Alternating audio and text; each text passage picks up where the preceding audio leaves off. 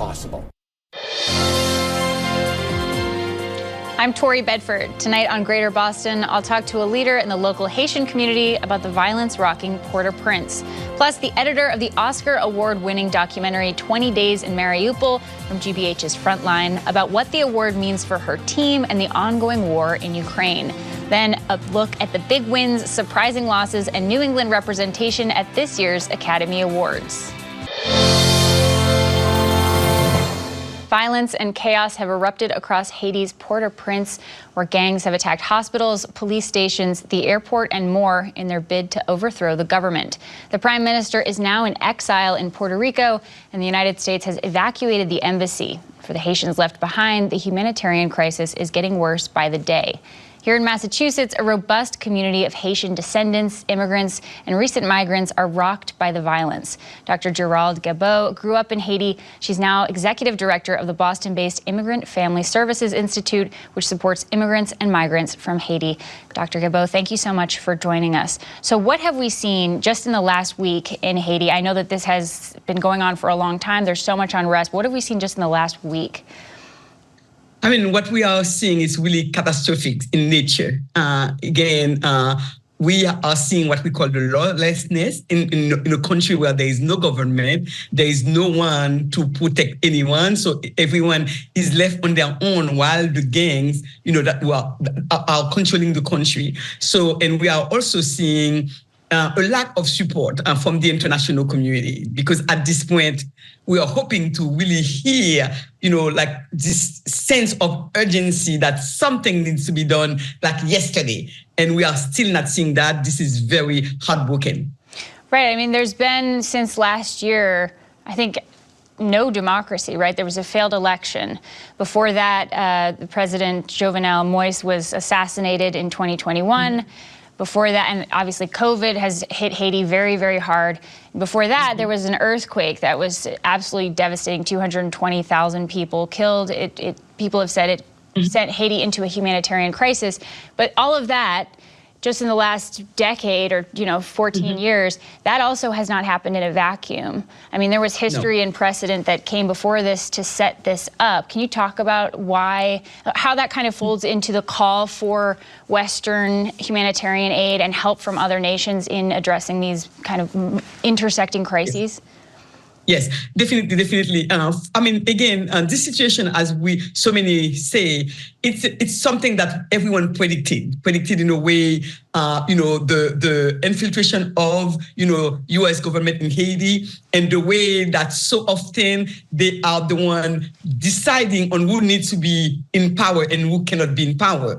And once they are with somebody, whether or not the society, the community wants that person, they will just do whatever it takes to support that person. So, I mean, for years, they have not heard, our cry for fair democracy in Haiti. For years, they have not listened to any of the recommendations that we have been putting up front. And for years now, I mean, for the past 2 years, with those gang violence in Haiti, nothing has been done. So can you imagine a young boy who is 8 years old, 9 years old, cannot even eat, having this heavy, arm in his hands so that he can, save his life. So in a way, so many guns are in the street and nothing is being done about it. There is no police, there is no army, there is no structure whatsoever. So I think it's such like a pre-planned, destruction of a country for absolutely no reason, because we don't know why they want to destroy the country so badly. And that's what we are seeing every day, with no intervention, no support whatsoever. They do whatever they want. And that's the reason why we are in this situation that we are in now. And we mentioned that the Prime Minister, Ariel Henry, is stuck right now in Puerto Rico. No one can get in or out of Haiti. What is going on with that situation? I mean, when is he, I know he's trying desperately to get back home, but what would his plan be in terms of returning if there are no democratic leaders, there are no police, if there are gangs in the streets? What is he hoping to do once he arrives, if he can arrive?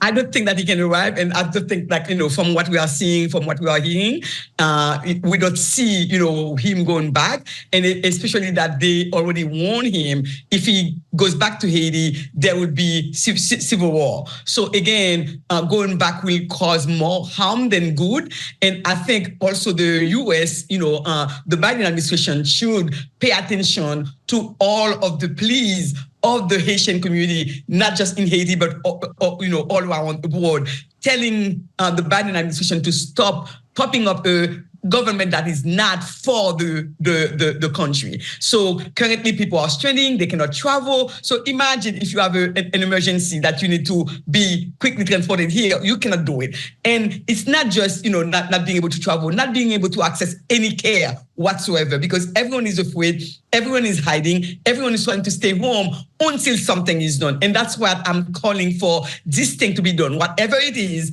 to assure people that they can stay safely, they can live safely in Haiti, and they don't have to risk their lives going outside, finding food, and then being killed. So something needs to be done, and that something needs to be done ASAP. And we've spoken about this before in previous conversations, just about how Western governments, including the United States, including France, have a debt to Haiti because of a past of colonization and because of a past of, as you said, supporting and uplifting governments that ultimately, were to the debt. Can you sort of explain that? Oh yeah. For years, getting our independence was very costly. So we had to pay, to regain our independence. And since then, we are working just for the Western Hemisphere, the government. They have not done anything to support Haiti. As a matter of fact, they have been taking everything that we have, even our natural resources. If they come, they don't come to help. They come to find out exactly what can they take. And that's the reason why we are in the position that where we are. A number of studies have shown, because we had to pay that debt toward France, that all the infrastructure that we were supposed to build, we could not do it because we didn't have the resources. And as of today, we are still paying, for something that we committed that we don't know what, whether or not because we were the first free Black country in the world that we have to pay so that we do not, encourage any other ones to be free. Whatever it is, we are paying a debt that is really costly to us and that we are paying as of today. Yes, a debt from your own liberation.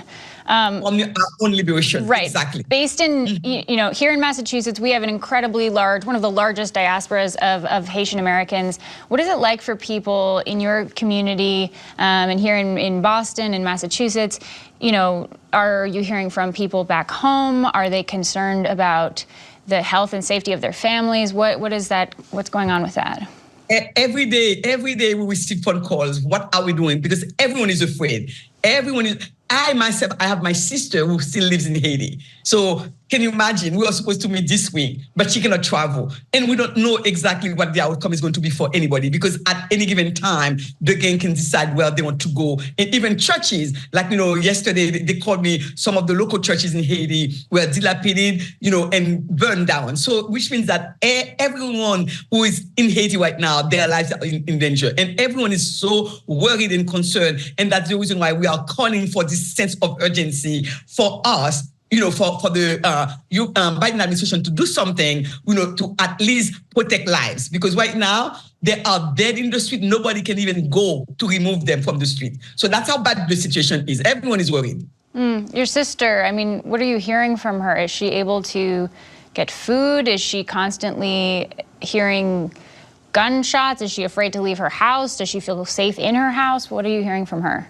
Yeah, everyone is trying to really maximize whatever that they had left because they cannot go out. And my sister, being in Haiti right now, that's exactly what she's doing, trying to really make sure that whatever food that is left, that they take it, slowly, so that they don't run out of food. Because if they run out of food, they are going to go to face hunger. My sister, is lucky because she could have at least have food at home. But think about the million of people who have to eat on a daily basis. Every day they have to go out to find their food because they cannot afford to have, extra at home. So all of those people are, staying inside, cannot go out. So thinking about hunger, thinking about people who are going to die because they cannot have access to any food. And that's how urgent the situation is right now.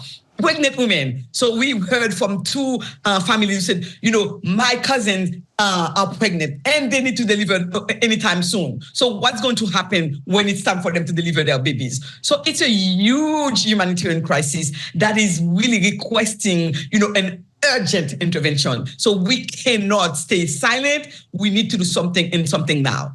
And it's affected, I think Massachusetts, as you know, is the only right to shelter state, which guarantees families a roof over their head.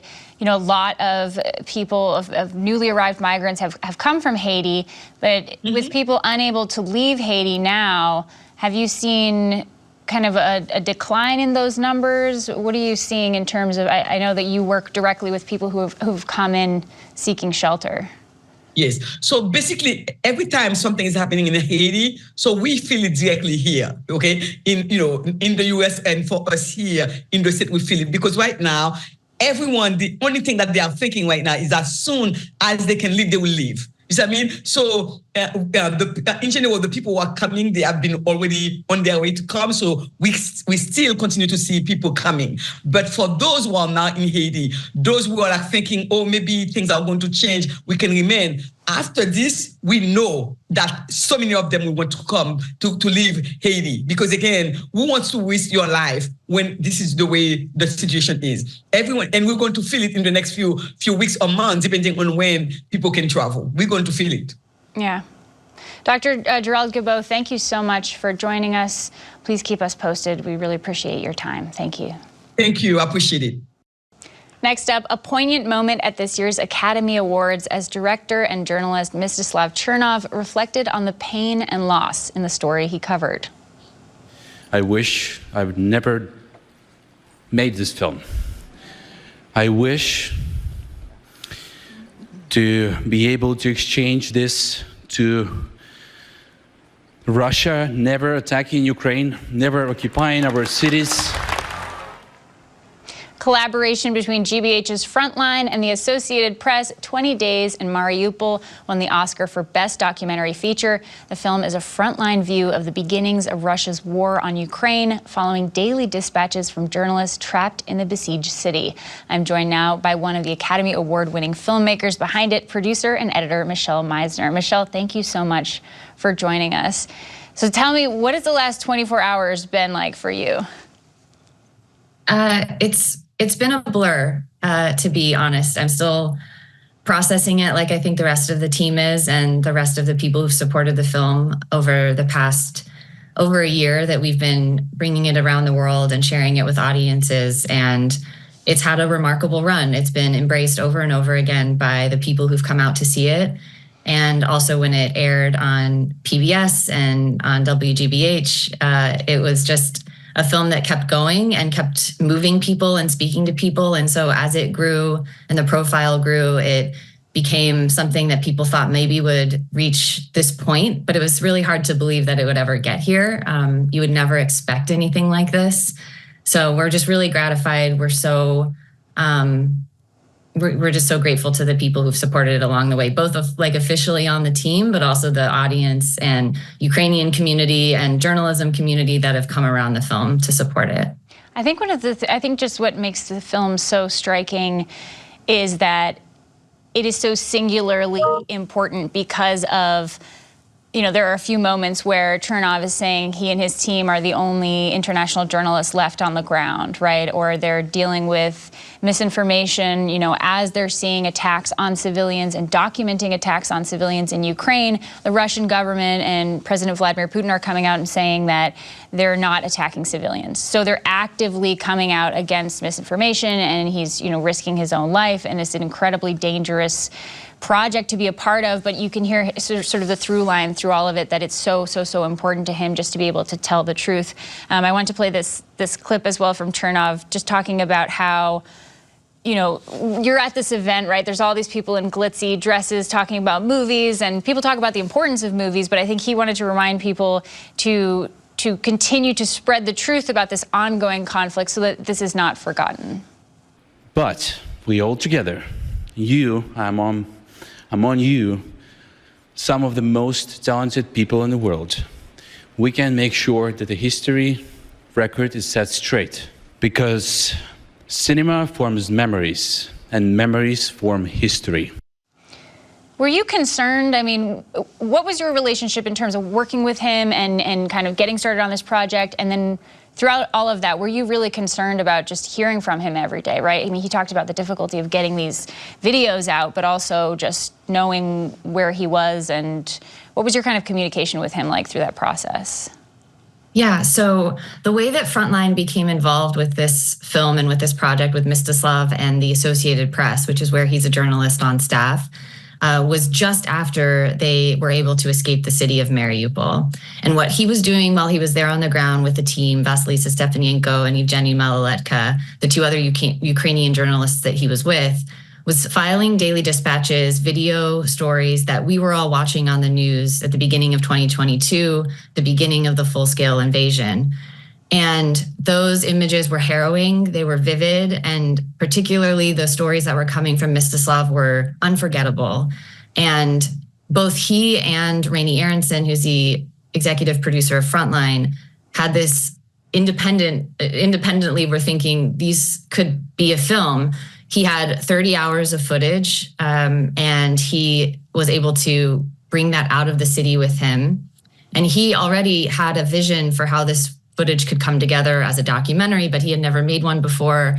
And they were just sort of like germs of an idea. And so I had the privilege of getting to work with him as a producer and an editor to help shape and create a film out of what were otherwise gathered footage for news reports.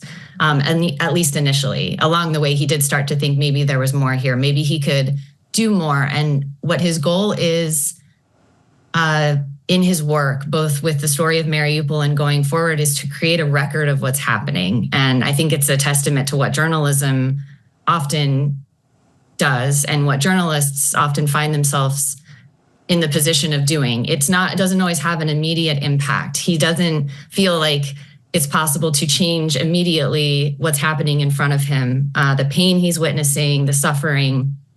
But if he can document it, if he can record it and report it, it both can change how people understand what's happening in real time, as it did at the beginning of the invasion in 2022, but it also can impact how we remember it and how it's recorded in history. Documentaries, full documentaries, often serve as how people will remember context of a story. And that's what Frontline thinks a lot about when we're making our films, is we're thinking about how can you contextualize these events that are playing out in news clips in our lives. And that's what we aim to do here, and we aim to do whenever we're making a film. Yeah, I mean, there are moments where he's filming and a soldier might say, stop filming, and he says, this war is historic, and to not film is impossible.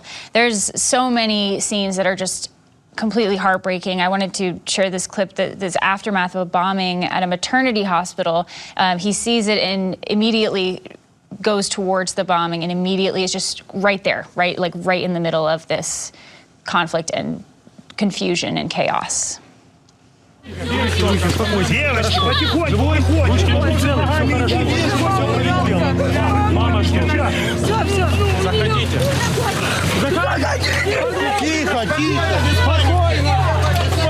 Без паники! Осторожно!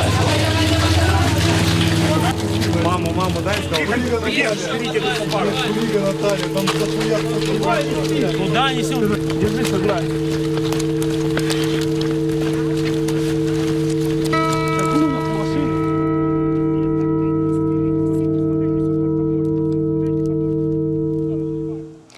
Why is it important? What are you hoping, kind of, I guess, the takeaway from this will be, and if you can share why it's important for people to be able to see these scenes that are incredibly difficult to watch? They are difficult to watch. I remember seeing that footage for the first time and being so moved by it. And I know that that's the reaction people have when they first watch the film. sometimes it can be overwhelming and people take a break in the middle because it's really challenging. But ultimately what we hear and what I experienced as well is that you become invested in what journalists are doing, like Mstislav, and you want to understand, and you come to understand the people who are behind the camera and behind the reporting that we see in the news every day. And also, as we watch wars happen all over our world, having a really clear understanding of what that looks like from a humanitarian level on the ground, the people who are impacted in the crossfire, I think that those are that's a responsibility that we all have to a degree to take a moment to understand that grief and suffering as we make decisions about how our country moves forward. And that's what we do as journalists. We try to provide that information so that people understand the political decisions that are being made, how they impact the rest of the world. And I think that what has been so incredible about this film in particular is the way that people have come to support it, both, as I mentioned before, as an audience, but also how it started here in Boston in many ways, how WGBH and staff and the team here really pulled together resources to get it created as quickly as possible, but with a lot of care. And we were able to get a full cut together of this feature film in a fairly short period of time, in just a few months, to have it ready to submit to Sundance and give it really a platform that it would reach as many people as possible. And that's thanks to our colorists, our sound mixers, our translators, our assistant editors, all based at WGBH in Boston with Frontline. And it's available, I think, free online right now for anybody who wants to watch it. 20 Days in Mariupol. Michelle Meisner, thank you so much, and congratulations. Thank you so much for joining us and for your time and for your important work on this project. Thank you, Tori. Finally tonight, other big wins and shocking losses at last night's Oscars. GBH News arts reporter Haley Lerner joins me now to break it all down. So what was your big takeaway from the Oscars last night? Biggest takeaway, I'd say that Oppenheimer, totally cleared as expected. Whether or not, people want that or not, but that, it was very expected. Yeah, that's the biggest one. It was kind of boring, right? There were a couple of upsets, though. There were a couple of upsets. Yeah, Poor Things pulled through a lot stronger than I thought it would. I love that movie. I'd say, and Killers of the Flower Moon completely shut out, which I'm very upset by. Are devastated by that. I loved that movie, and I think Lily Gladstone, that was the big category, right, where people were saying, we don't know. Because, and I hadn't necessarily realized this, you're an arts reporter, so you know that it's kind of like sports, where you see how someone's doing in the previous awards, right? Like the BAFTAs and the whatever, a lot of the foreign press loves Yorgos Lanthimos, thank you. Yorgos, they love him, right? And so, Emma got, I think, the BAFTA for it. And so that was sort of paving the way where people were saying, well, maybe it will be Emma Stone, but Lily Gladstone is really the only holdout for Killers of the Flower Moon. And so I think that was kind of an upset to see that. I personally was upset by it. Yeah, there was definitely a toss-up there. I knew it was going to go either way. I thought it was warranted. Yeah. There were a lot of protesters outside of the Oscars, pro-Palestine, pro-ceasefire protesters. And then the only thing we really heard, despite some very political speeches from a lot of the directors in the past at other events, which I was really expecting, that night to be much more political. I don't know why I ever expect that. But Jonathan Glazer, who directed Zone of Interest, he probably was the most politically motivated speech. He just came out and came out against Zionists and against the government of Israel and for Palestine. I think that was a big moment from this. That was kind of the one really political moment from this event that is often expected to be, people speaking out about politics, right? I think sometimes it's seen as its own kind of like chamber where things are outside of the real world, and then he sort of brought it back in, which I thought was interesting. Yeah, it was very standard, I'd say, as the Oscars go. There was not really any surprises. There was a few upsets, but yeah, I would say people kind of kept it very close to their movies in terms of their speeches. That there weren't many surprising things said. Yeah. I think he was also probably expected, right, to say something because of, and his movie is obviously about the Holocaust. It's devastating, and so I think he was saying that, you know, he doesn't like that it's sort of the government of Israel is using things sort of in his name, which then people went on to misquote that on so many different platforms immediately, right? Yeah, it's interesting how all the things kind of surface online after the Oscars. You see a lot of miscommunications. I know we were talking about that. Right. And then, I don't know, you talked about Killers of the Flower Moon. I loved that movie as well. And I also did not know that Martin Scorsese has only ever won an Oscar one time. One time. I don't understand it. I don't get it. I don't even know. I can't even understand. I mean, The Departed is great. Like, it was for The Departed, right? So that's great. But it just, again and again, to be... I mean, when you think of all the other films... Kind of other big... I'm trying to think of other kind of major upsets from last night or surprising things that you were like, huh? Surprising upset. I mean, a lot of it was really predictable. I feel like... I mean, if you do your Oscar bracket, everything kind of came as such, but we got to see some Massachusetts, you know, movies filmed here kind of make it and do well, let's talk about that. Yeah, let's talk about that, the local angle. Let's talk about that. Yeah, so American Fiction, you know, won for adapted screenplay, which is great, and it was filmed a lot here. It was filmed in Brookline, at Brookline Booksmith, and kind of all over, so it's really interesting to kind of see that movie, you know, really make a presence at the Oscars. Yeah, and that was a winner, which I think was expected because it had won a lot of awards in the past. And then are there other kind of local angles or local connections that we've seen? Obviously, 20 Days in Mariupol. Yes, and then also The Holdovers, which was filmed here in Massachusetts. It was filmed in Boston. It was filmed, you know, kind of all throughout the state, and that's just a really great movie, and it was awesome to see Davina Joy Randolph win for that award. I think that was the only one it won for, but she had an amazing performance in that movie. Yeah, and I don't know if Jimmy Kimmel was serious about the casting award. Yeah, that is coming up